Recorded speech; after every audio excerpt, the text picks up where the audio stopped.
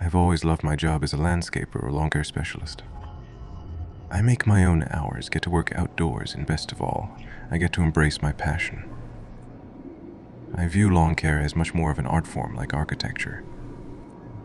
Because no two trees, lawns, hedges, or ponds are the same. When you're a landscaper, you basically take the nature equivalent of raw material and craft it into something unique. That's why I view it more like an art form than just cutting the grass. And there is no telling what you may encounter while working. I thought I knew that until my last job. By far the busiest times of year in this line of work are spring and fall. Spring because after winter the grass and plants are finally starting to bloom and need tons of attention, especially because of the frequent rain, and fall because it's the final bit of time to keep an eye on things before the months-long cold of winter makes my job irrelevant. I'm usually pretty busy in the summer depending on the weather, because I either have to work hard to make sure grass on lawns doesn't dry out in the heat, or there is no shortage of lawns to mow if it's a rainy summer. But fall also means that in addition to the usual landscaping tasks, there are leaves to rake, which was just fine with me. I've always loved raking leaves as I find it calming, and the vivid colors on the trees give you plenty to look at while you're working. Most of my clients are long-time ones, so much so that we can communicate in what is essentially shorthand. But of all my customers, my favorite land to work belongs to Mr. and Mrs. Allen. They have a large stone house with double doors and blue shutters, and the property is set on 7 acres with a solid blend of all kinds of trees. Lots of pine trees and plenty of beautiful maple and other trees that shed their leaves come fall, and I was due there for a job on a lovely October afternoon. It was a short drive there, and on the way I passed numerous storefronts with orange lights or cobwebs in the windows before I arrived at the Allens neighborhood. It's filled with people who are actually pretty cool and friendly. That's one reason the neighborhood is one of the most prized places to go trick-or-treating around here. All the houses are spaced pretty close together, there's plenty of sidewalk, and the homeowners get really into the holiday spirit. All down the street were houses decorated in their own unique ways. One was covered with cobwebs and a giant spider, while others were filled with a cemetery, an open coffin, and a collection of monsters. Mr. and Mrs. Allen kept it simple with plenty of orange lights, pumpkins, and some dried corn stalks arranged around the garage. Once I parked in the driveway, I got out of my truck, got everything ready, and got started on my job. First, I mowed the front lawn. There's nothing like the smell of freshly cut grass on a refreshing fall morning. And when that was done, it was time for me to take care of the leaves. It was early October, and the trees in the backyard were only beginning to shed their leaves.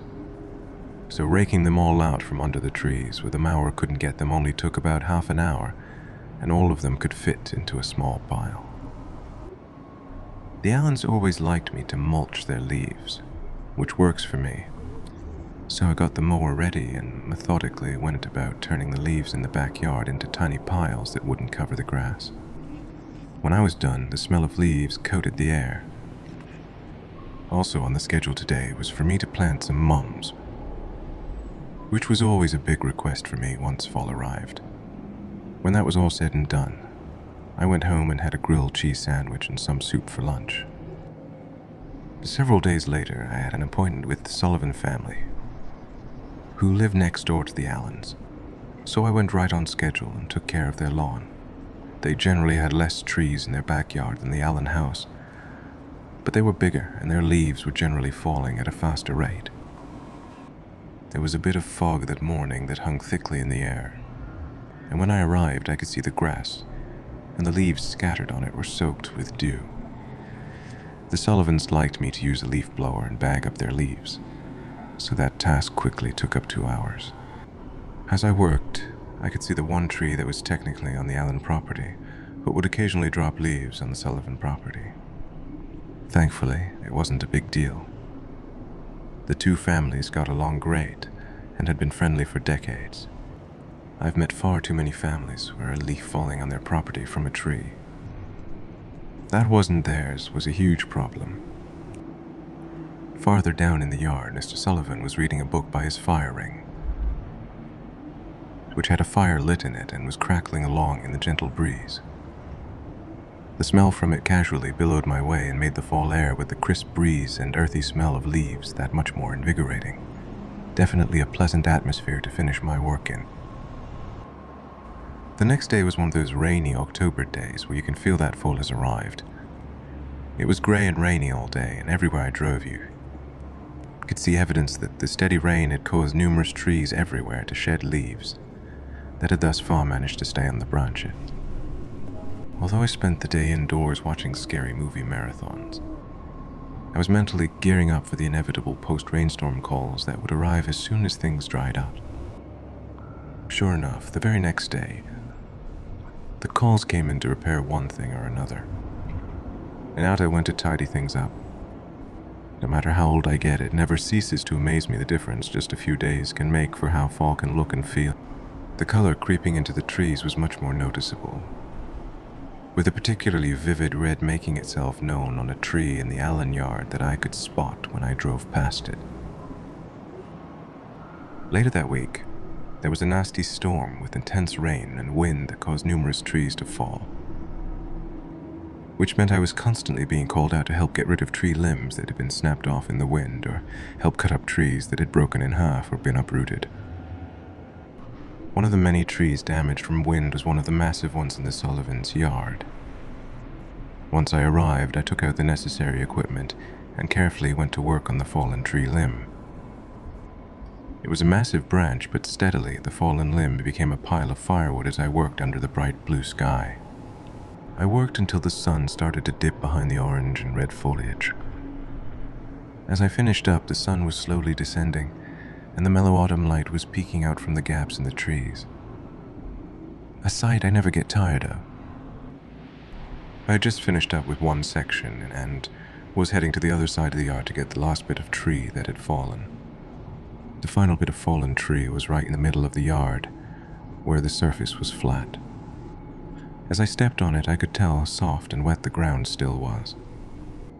But as I took another step, I felt something snap, and before I knew what was happening, I was falling through the earth. Moments later, pain shot through my body as I landed on rocky ground. I waited for a moment before getting up. Fortunately, I always keep a tool belt filled with tools on me whenever I work, so I quickly removed a flashlight and switched it on. Thankfully, it worked. I checked my phone, which was fine, but there was no service down here. But I was able to shine my flashlight up and see the hole I had fallen through. Thanks to the rain, the soil had thinned out and revealed that right under that section of the Sullivans' yard was the entrance to a tunnel that someone had placed a board over. No doubt all the years of rain and other types of weather had worn it down, so that by the time of the recent heavy rain, it had been ready to crack when I stepped right on it. Oh well. Nothing I could do about it now. The Sullivans were out for the evening, which meant I had no reason to stick around and try to get their attention, especially since there was no way for me to climb out the way I'd fallen in. So that meant I had to follow the small tunnel I found myself in. It was big enough for me to stand in, and in reasonably good condition. No signs of a cave-in. I could feel how the chill had soaked into the earth as I kept walking. There was no telling where I was going or what I would find. All I could do to get out was keep going forward. Several minutes later, the tunnel opened into a cavern and I realized I was in an abandoned mine. The tools and cart left behind were the giveaway. It wasn't exactly a surprise. I've lived in Pennsylvania my whole life, and there are old mines everywhere, and I've been in several of them before. So I wasn't exactly shocked or afraid as I followed it along. After the work on the Sullivan yard and the amount of walking I'd done to get this far, I could feel how my body was soaked with sweat under my jacket. But the air here wasn't as chilly as it was above ground, so that helped cool me down at least somewhat. Eventually, the tunnel I was walking in narrowed a bit, and the intense darkness of the mine began to fade. Then the tunnel got lighter and lighter until I was facing a small ladder built into the cavern wall that went up, and beyond that, there was light coming from somewhere above. I switched off my flashlight and carefully climbed the old wooden steps, silently hoping they wouldn't give.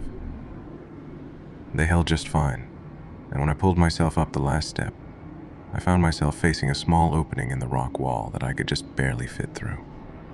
That was where the light had been coming from. I took a deep breath and carefully stepped through it. As I did, I could smell the fresh air and relief flooded through my body, but that was immediately followed by confusion. On the other side of the opening in the rock wall was a wide stretch of open space that was surrounded by trees.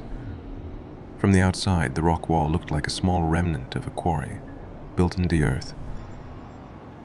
But the open space wasn't exactly open because it was filled with RVs. But they were not all of a similar type, like you would expect in a standard storage space. Far from it, as it seemed like every possible model or design was here. Giant RVs and tiny ones that looked older than I was. Ones that looked brand new, ones that you could see at any campground, and ones you never saw aside from in old vintage family home movies. I slowly started walking through the rows of vehicles. They seemed to go on forever, and it wasn't long before I had the sensation that I was lost in some kind of endless labyrinth. It was nighttime by now, and my small flashlight was the only source of light. I was walking on cement, which meant that there were no footprints I could follow. But the upside was that I didn't have to worry about leaving either. As I kept walking on the cement, I remembered that there used to be a factory somewhere around here, and it was demolished years ago. I guess the floor was all that was left.